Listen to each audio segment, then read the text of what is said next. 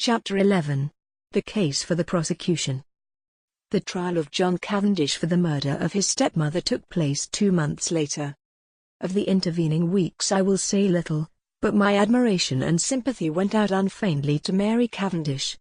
She ranged herself passionately on her husband's side, scorning the mere idea of his guilt, and fought for him tooth and nail. I expressed my admiration to Poirot, and he nodded thoughtfully. Yes, she is of those women who show at their best in adversity. It brings out all that is sweetest and truest in them. Her pride and her jealousy have. Jealousy? I queried. Yes. Have you not realized that she is an unusually jealous woman? As I was saying, her pride and jealousy have been laid aside. She thinks of nothing but her husband, and the terrible fate that is hanging over him. He spoke very feelingly, and I looked at him earnestly, remembering that last afternoon, when he had been deliberating whether or not to speak. With his tenderness for a woman's happiness, I felt glad that the decision had been taken out of his hands. Even now, I said, I can hardly believe it. You see, up to the very last minute, I thought it was Lawrence. Poirot grinned. I know you did. But John. My old friend John. Every murderer is probably somebody's old friend, observed Poirot philosophically. You cannot mix up sentiment and reason. I must say I think you might have given me a hint. Perhaps, mon ami . I did not do so, just because he was your old friend. I was rather disconcerted by this, remembering how I had busily passed on to John what I believed to be Poirot's views concerning Bauerstein. He, by the way, had been acquitted of the charge brought against him. Nevertheless, although he had been too clever for them this time, and the charge of espionage could not be brought home to him, his wings were pretty well clipped for the future. I asked Poirot whether he thought John would be condemned. To my intense surprise, he replied that, on the contrary, he was extremely likely to be acquitted. But, Poirot, I protested. Oh, my friend, have I not said to you all along that I have no proofs? It is one thing to know that a man is guilty, it is quite another matter to prove him so. And, in this case, there is terribly little evidence. That is the whole trouble. Hercule Poirot, no, but I lack the last link in my chain. And unless I can find that missing link, he shook his head gravely. When did you first suspect John Cavendish? I asked, after a minute or two. Did you not suspect him at all? No, indeed. Not after that fragment of conversation you overheard between Mrs. Cavendish and her mother-in-law, and her subsequent lack of frankness at the inquest? No.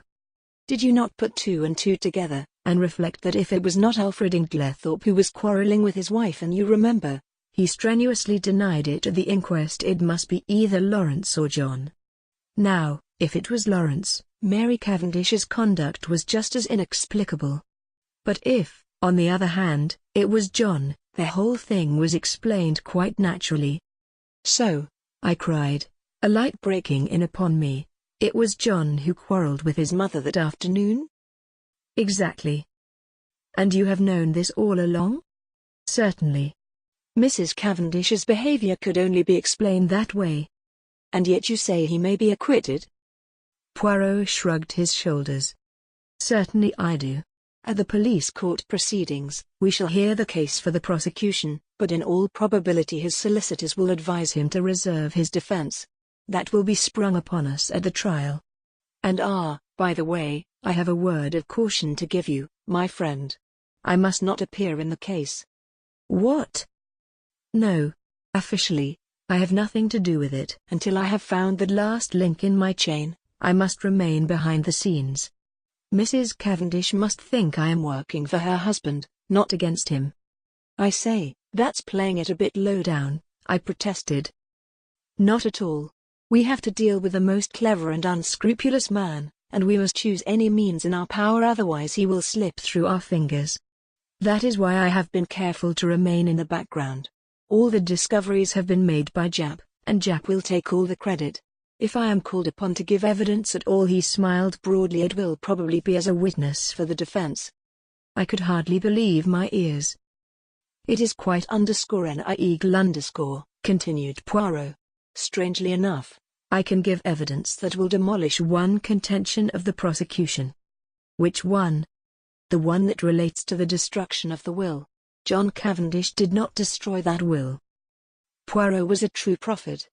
I will not go into the details of the police court proceedings, as it involves many tiresome repetitions. I will merely state boldly that John Cavendish reserved his defense, and was duly committed for trial. September found us all in London.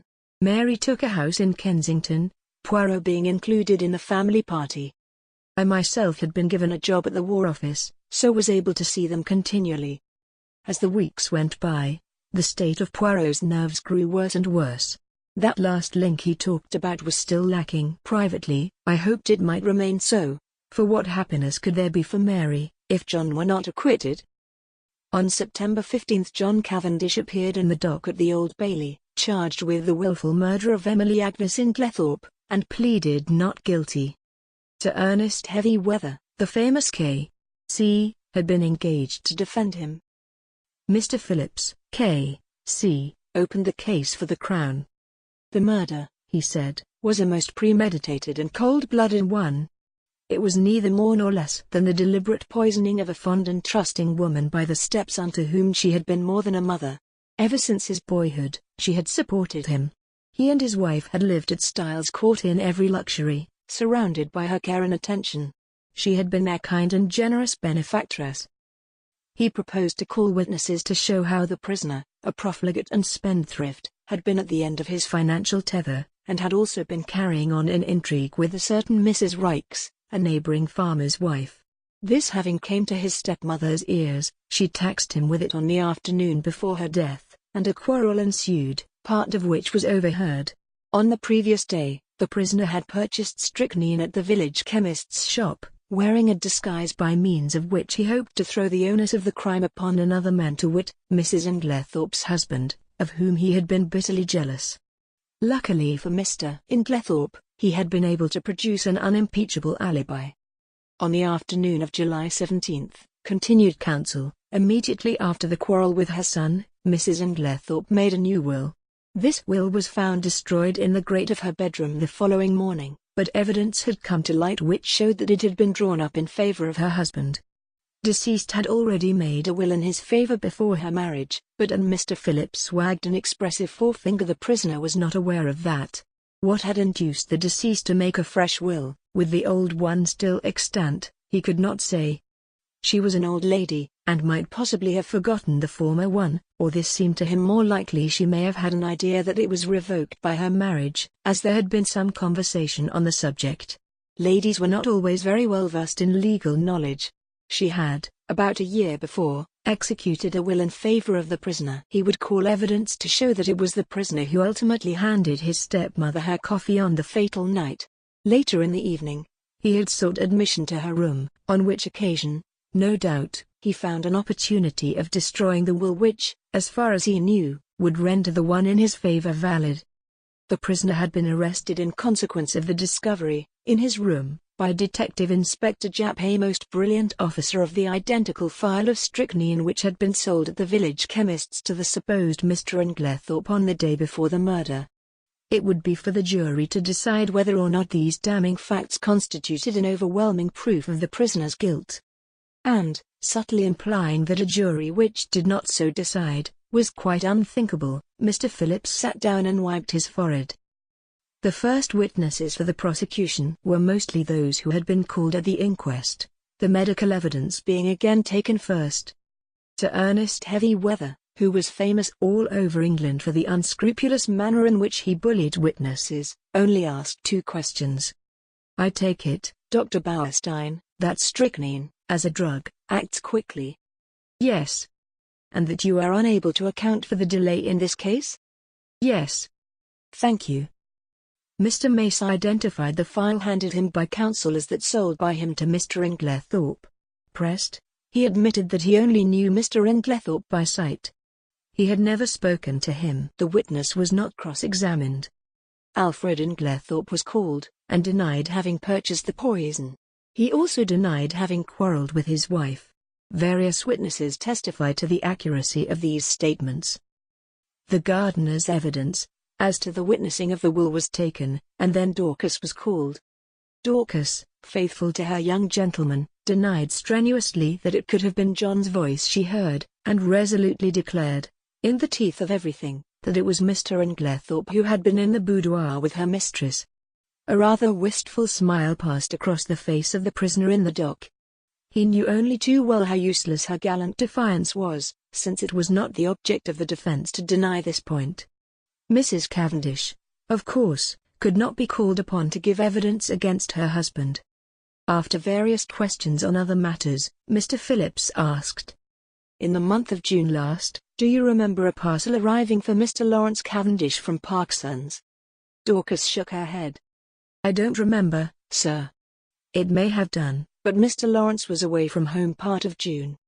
"In the event of a parcel arriving for him whilst he was away, what would be done with it?" "It would either be put in his room or sent on after him." "By you?" "No, sir, I should leave it on the hall table." "It would be Miss Howard who would attend to anything like that." Evelyn Howard was called and, after being examined on other points, was questioned as to the parcel. "Don't remember.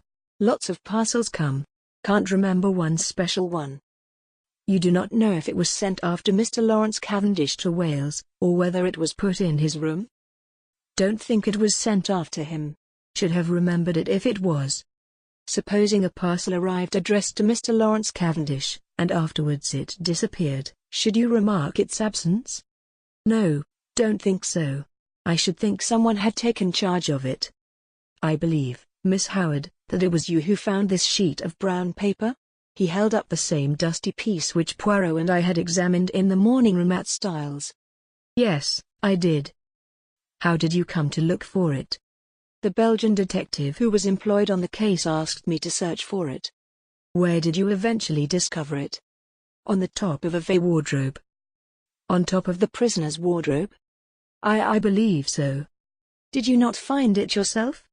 "Yes." "Then you must know where you found it?"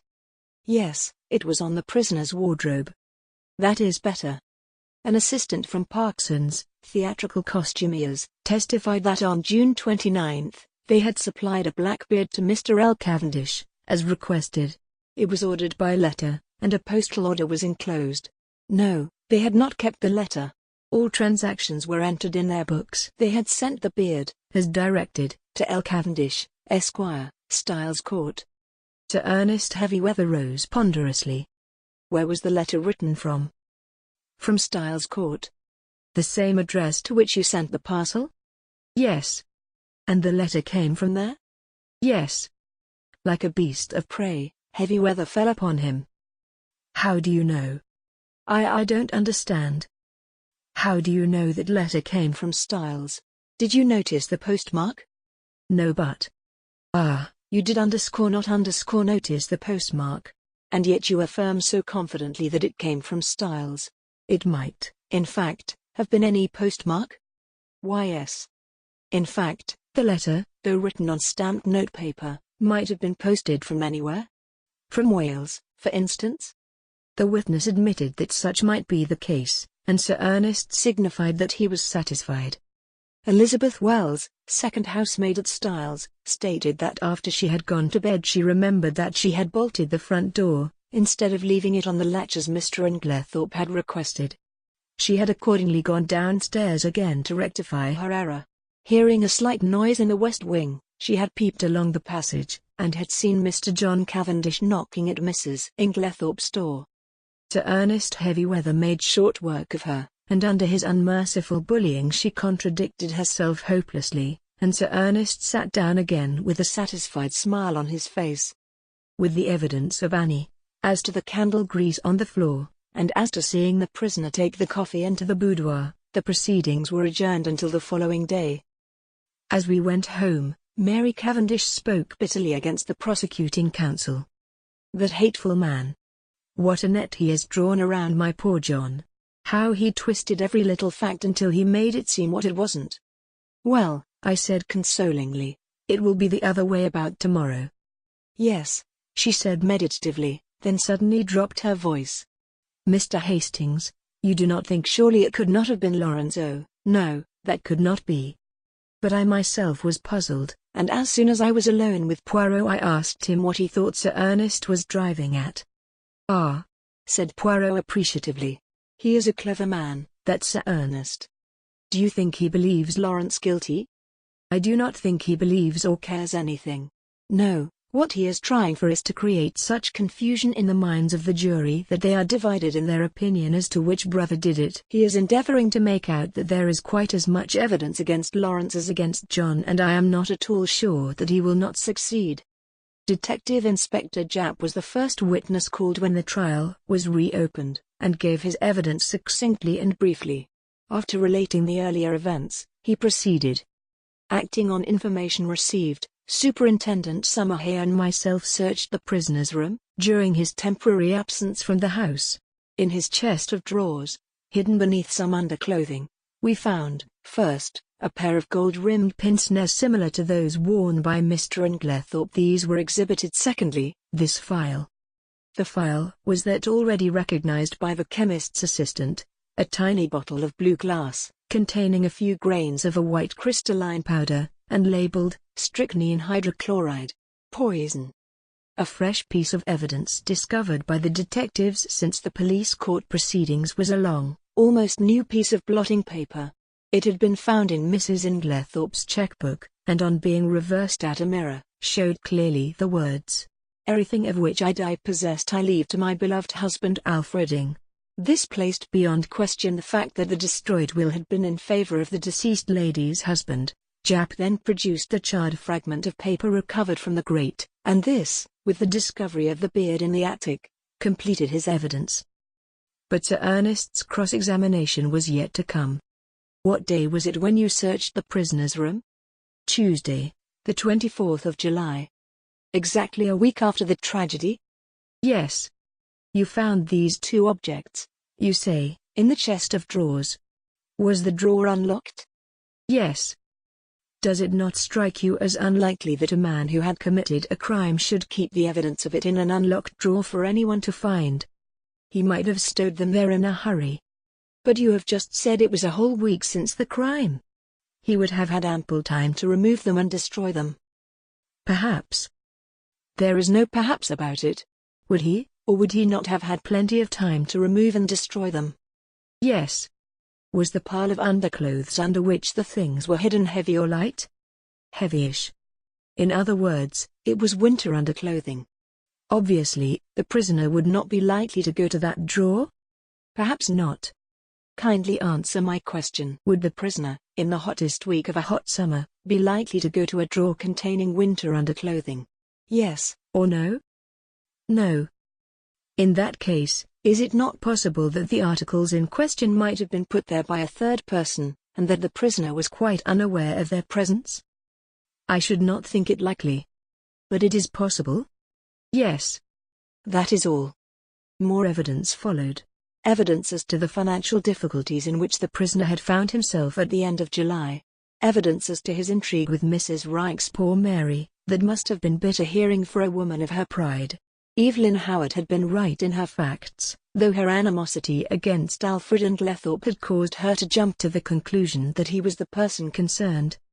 Lawrence Cavendish was then put into the box. In a low voice, in answer to Mr. Phillips' questions, he denied having ordered anything from Parkson's in June. In fact, on June 29, he had been staying away, in Wales. Instantly, Sir Ernest's chin was shooting pugnaciously forward. "You deny having ordered a black beard from Parkson's on June 29? "I do." "Ah. In the event of anything happening to your brother, who will inherit Styles Court?" The brutality of the question called a flush to Lawrence's pale face. The judge gave vent to a faint murmur of disapprobation, and the prisoner in the dock leant forward angrily. Heavyweather cared nothing for his client's anger. "Answer my question, if you please." "I suppose," said Lawrence quietly, "that I should." "What do you mean by you suppose? Your brother has no children. You would inherit it, wouldn't you?" "Yes." "Ah, that's better," said Heavyweather, with ferocious geniality. "And you'd inherit a good slice of money too, wouldn't you?" "Really, Sir Ernest," protested the judge, These questions are not irrelevant. Sir Ernest bowed, and having shot his arrow proceeded. On Tuesday, the 17th July, you went, I believe, with another guest, to visit the dispensary at the Red Cross Hospital in Tadminster? Yes. Did you, while you happened to be alone for a few seconds, unlock the poison cupboard, and examine some of the bottles? I may have done so. I put it to you that you did do so. Yes.